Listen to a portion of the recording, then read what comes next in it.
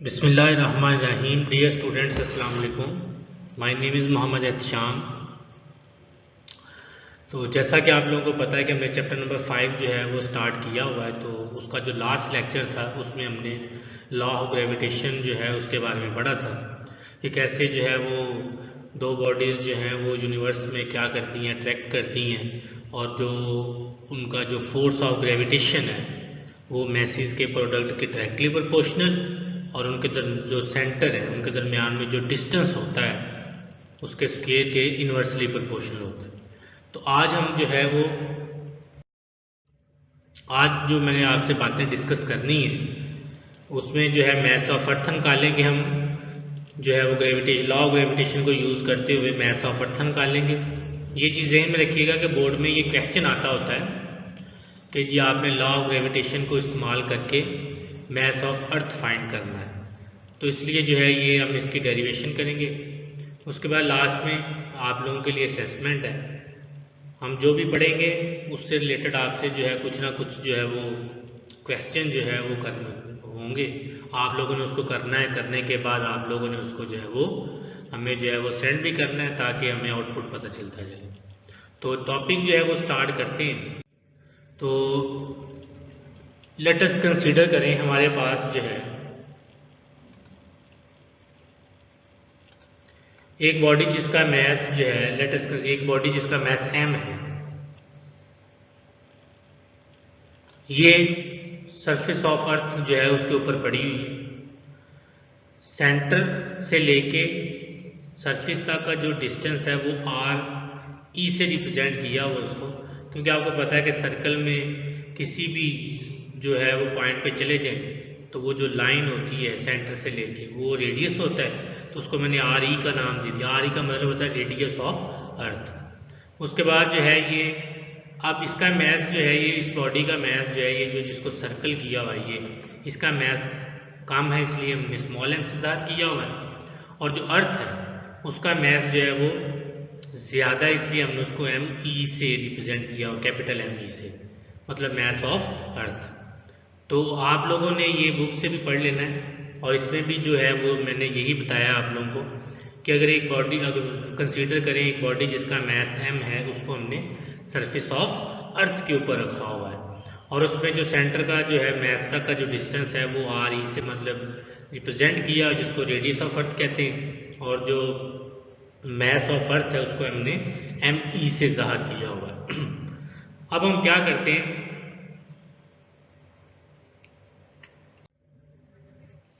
अब हम इसकी मैथमेटिकल डेरिवेशन करते हैं। और आप लोगों को पता है कि अगर जो एग्जामिनेशन में जो नंबर जो बोर्ड में जो नंबर लेने होते हैं, पेपर में जो नंबर लेने होते हैं, उसमें क्या होता है कि आपका जो है वो डायग्राम बहुत अच्छी बनी होनी चाहिए, मैथमेटिकल डेरिवेशन जो है उसमें कोई गलती नहीं होनी चाहिए, उसके बाद डेफिनेशन जो है ये, तो इसी तरह आपके जो है वो नंबर आते हैं। तो आप लोगों ने जो है इसको ज़रा एक दो दफ़ा पेज पे लिखना, बड़ा इंपॉर्टेंट जो है ये फॉर्मूला है, क्वेश्चन है, इससे रिलेटेड हमने करने। और अब हम जो है मैंने पहले बताया था हम क्या करेंगे कि लॉ ऑफ ग्रेविटेशन को यूज़ करके हम क्या फाइंड करेंगे, मैस ऑफ अर्थ फाइंड करेंगे। अगर आप इस फॉर्मूला को गौर से देखें, F is equal to G M M E, इसमें जो ये एम स्मॉल एम है,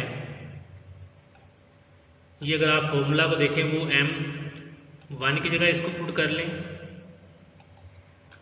और जो एम ई है जो मैंने डेरिवेशन की थी उसमें एम टू की जगह इसको पुट कर लें, क्योंकि ये और जो आर ई है ये वाला, ये बेसिकली जो है ये डिस्टेंस है, ये किसकी जगह पे आ जाएगा, डी की जगह पे आ जाएगा, डिस्टेंस की जगह पे आ जाएगा। तो बेसिकली हमारा फॉर्मूला वही है, F is equal to G M one M two over D square. उसी फॉर्मूला में हमने क्या किया हुआ है, ये जो वैल्यूज हैं स्मॉल एम या mass of earth M E जो है ये हमने पुट की हुई। अब आप लोग ये भी जानते हैं कि चैप्टर नंबर 3 में आप लोगों ने ये पढ़ा था कि फोर्स ऑफ अट्रैक्शन जो होती है वो बेसिकली वेट होता है, वो किसके इक्वल होता है, वेट, और F is equal to W होता है, क्योंकि जो वेट होता है वो बेसिकली एक फोर्स ही होती है। कौन सी फोर्स होती है, ऐसी फोर्स होती है जिससे ज़मीन जो है चीज़ों को अपनी तरफ खींचती है। अगर मैं एफ की यहाँ जो है, यहाँ ये जो एफ है ये वाला, इसको रिप्लेस कर दूँ किसके साथ, W के साथ, तो मेरा फॉर्मूला जो है वो कुछ इस तरह आ जाएगा, W is equal to GM/ME over R E का स्क्वायर। फिर आप ये भी जानते हैं कि जो वेट होता है वो किसके इक्वल होता है, W is equal to mg के इक्वल होता है। तो आप क्या करेंगे, W की जगह पे mg पुट कर दें। उसके बाद जो है आप लोग अगर इसको सॉल्व करें तो ये वाला m और ये जो स्मॉल m है ये आपस में क्या होते हैं, कट आउट हो जाते हैं, और हमारे पास क्या बच जाता है, G is equal to GME over RE का स्क्वायर बच जाता है हमारे पास। तो ये कुछ कैलकुलेशन है, ये कुछ मुश्किल नहीं है, सिर्फ सिंपल एक फॉर्मूले में हमने क्या किया, उसको पुट करके उसके बाद हमने वेट जो है वो उसका वैल्यू लगाई mg, और फिर हमने कटिंग करने के बाद हमारे पास ये लास्ट में ये वाला फॉर्मूला आ गया हमारे पास, ये वाला।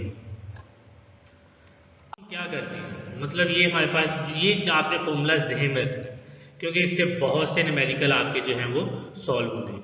और आप लोगों को पता है कि जी की वैल्यू जो है वो क्या होती है, 9.8 मीटर पर सेकंड स्क्वायर, ये आपने चैप्टर नंबर 2 में पढ़ी हुई है।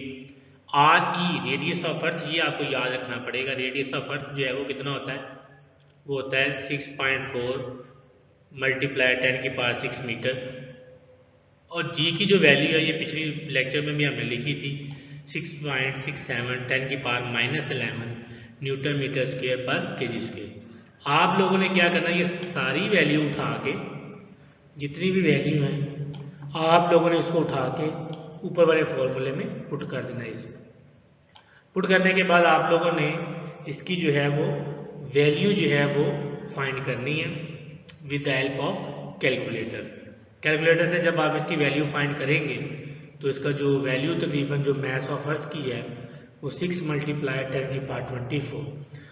मैंने इसलिए नहीं की ये, मैंने कहा कि चलिए आप भी जो है ज़रा इसको कैलकुलेटर की मदद से इसको जो है वो ज़रा सॉल्व कर लें। असेसमेंट जो है कुछ इस तरह है, आपके 3 क्वेश्चन मैंने आपको जो है वो इसमें रखे हैं। सबसे पहले आपने ये बताना है कि फोर्स ऑफ ग्रेविटी अगर हम डिटरमिन करनी हो तो किन फैक्टर्स के ऊपर डिपेंड करती है, नंबर 1।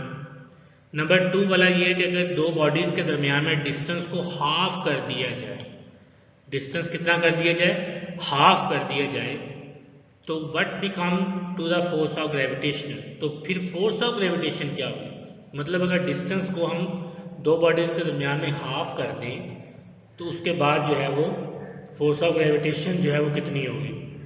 और लास्ट में जो है ये वाला क्वेश्चन, ये आप लोगों ने किसी जिससे मर्जी हेल्प ले लें, किसी से पूछ लें, डिस्कस कर लें। आप लोगों ने ये बताना है मुझे कि दुनिया में, नेचर में 4 फंडामेंटल फोर्सेस पाई जाती हैं, आपने उनके नाम जो है वो मुझे लिख के सॉल्व करके बताना है, और कोशिश करनी है आप लोगों ने इसको सेंड करना है। और एक चीज़ और, आप जो है ये जो लेक्चर हो रहे हैं इनके साथ साथ नोट्स बनाते जाएं। मैंने पहले भी कहा है कि प्रैक्टिस जो है वो बहुत ज़रूरी है, इसलिए साथ साथ नोट्स बनाएं, कोई मसला मसाइल है उसको डिस्कस करें, कोई क्वेश्चन है वो लाजमी सेंड करें।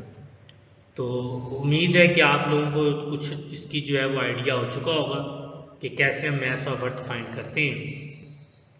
बहुत से और भी इसके फॉर्मूला अपना जो है वो न्यूमेरिकल्स हैं, लेकिन जब हम न्यूमेरिकल्स जो है वो करेंगे तो उसमें जो है इंशाल्लाह ये भी बताऊंगा मैं। तो बहुत शुक्रिया, बहुत ज़्यादा ख्याल रखिएगा। अल्लाह हाफिज़।